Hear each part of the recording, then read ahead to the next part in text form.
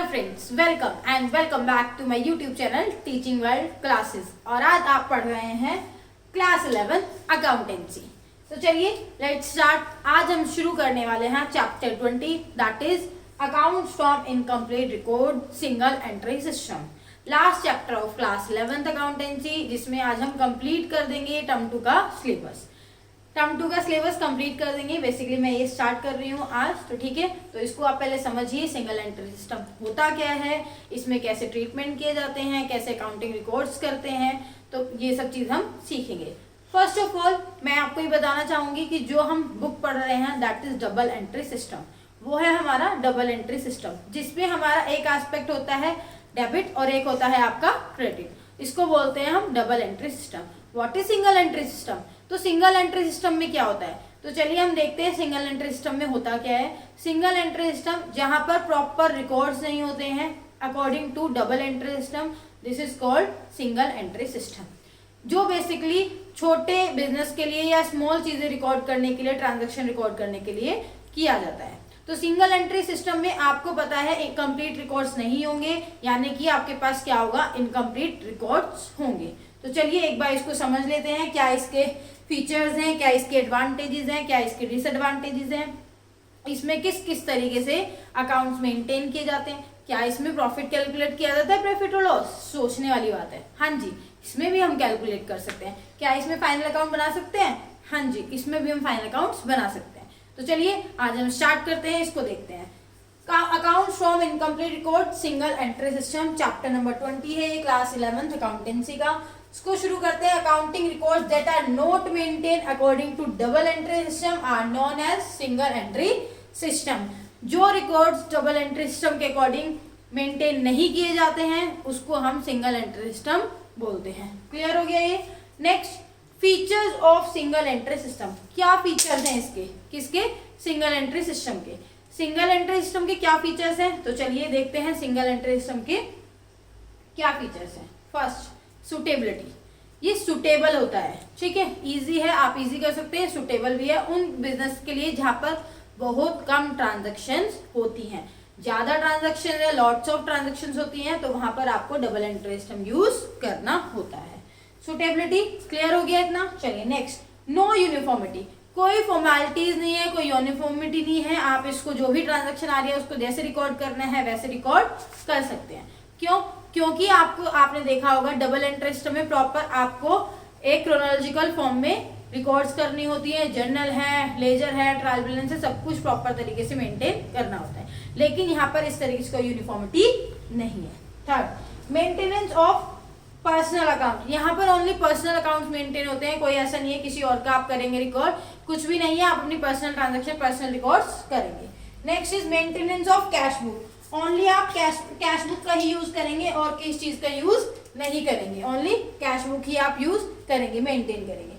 Dependence of original vouchers. इसमें आप किस पर डिपेंड होते हैं?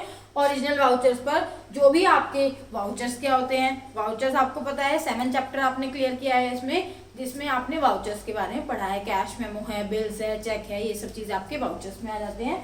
तो डिपेंडेंस ऑफ ओरिजिनल वाउचर, ये किस पर डिपेंड होते हैं? जो ओरिजिनल वाउचर्स होते हैं। Difficulties in preparation of final account. आपने देखा होगा जहां पर डबल एंट्री सिस्टम होते हैं वहां पर आपके इजीली फाइनल अकाउंट मेंटेन हो जाते हैं। सिंगल एंट्री सिस्टम में अब आपको फाइनल अकाउंट मेंटेन करना है। How is it possible? Possible है, लेकिन इसमें थोड़ी डिफिकल्टीज फेस होती हैं। क्लियर? चलिए, these all are features of single entry system. ये फीचर्स थे आपके, जो कि आपने पढ़े फीचर्स, 6 फीचर्स थे जिसको आपको मैंने समझा दिया है। आई होप आपको ये क्लियर हो गए होंगे। Next, advantages of single entry system. कितनी एडवांटेजेस हैं सिंगल एंट्री सिस्टम की और क्या एडवांटेजेस हैं? तो चलिए पहले हम देखते हैं एडवांटेजेस। फर्स्ट, सिंपल मेथड है, बहुत ही ईजी है, आप ऐसे भी इसको कर सकते हैं, सुटेबल भी है। लेस एक्सपेंसिव, कम खर्चा होता है, बहुत ही कम कॉस्ट आती है इसकी, लो कॉस्ट भी कह सकते हो आप इसको। सुटेबल फॉर स्मॉल बिजनेस, छोटे बिजनेस के लिए सुटेबल होता है। जो भी छोटे बिजनेस है जहां पर बहुत कम ट्रांजेक्शन होती हैं वहां पर उनके लिए सुटेबल है। Fourth, easy to calculate profit and loss. जो बिजनेस छोटे हैं या फिर जहां पर कम ट्रांजेक्शन होती हैं वहां पर कैलकुलेट प्रॉफिट और लॉस कैलकुलेट करना इजी होता है। No need to expert knowledge, किसी भी एक्सपर्ट नॉलेज की जरूरत नहीं होती है। तो ये थे आपके फीचर्स और ये थे फीचर्स, एडवांटेजेस और सिंगल एंट्री का मीनिंग। तो चलिए आगे बढ़ते हैं।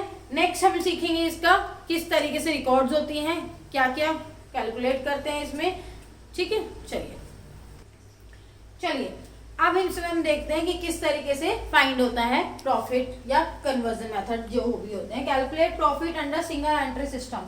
इसमें प्रॉफिट कैलकुलेट करने के कितने मेथड्स हैं? There are 2 methods, statements of affair method and conversion method.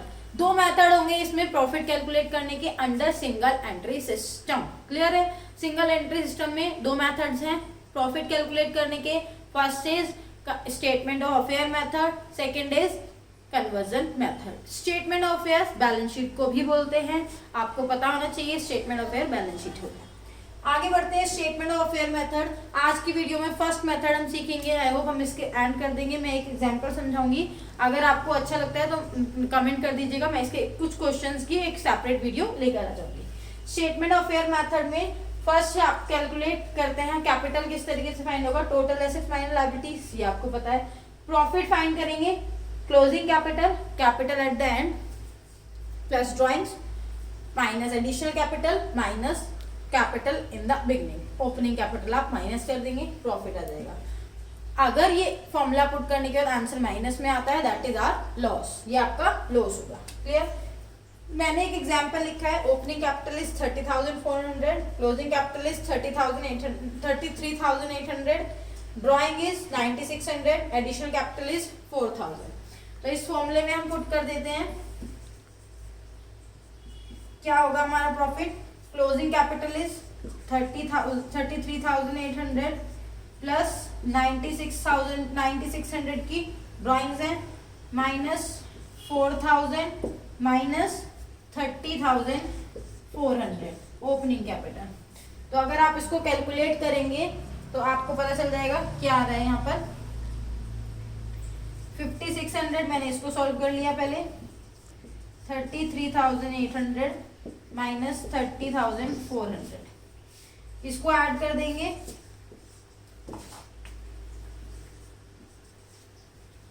$39,400 minus 30,400 that is 9,000 आपका प्रॉफिट आ जाएगा। क्लियर है इतना? ये चीज समझ में आई आपको? ठीक है, तो चलिए आई होप आपको ये क्वेश्चन क्लियर हो गया होगा। ये आपका स्टेटमेंट ऑफ अफेयर मेथड है। अगर आपको 2 बैलेंस शीट गिवन है तो आप बैलेंस शीट से भी फाइंड कर सकते हैं। आपको ओपनिंग कैपिटल गिवन होगी और क्लोजिंग कैपिटल गिवन होगी।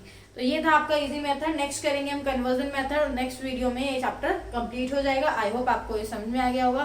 प्लीज सपोर्ट मी, और आपको अगर वीडियोस अच्छी लग रही है तो लाइक शेयर सब्सक्राइब कर सकते हैं, बेल आइकन हिट कर सकते हैं, जिससे कि आपको मेरी नेक्स्ट वीडियो का नोटिफिकेशन मिल जाएगा और आप जल्दी से अपना सिलेबस कंप्लीट कर पाएंगे, अच्छे मार्क्स गेन कर पाएंगे। चलिए बाय बाय, थैंक यू।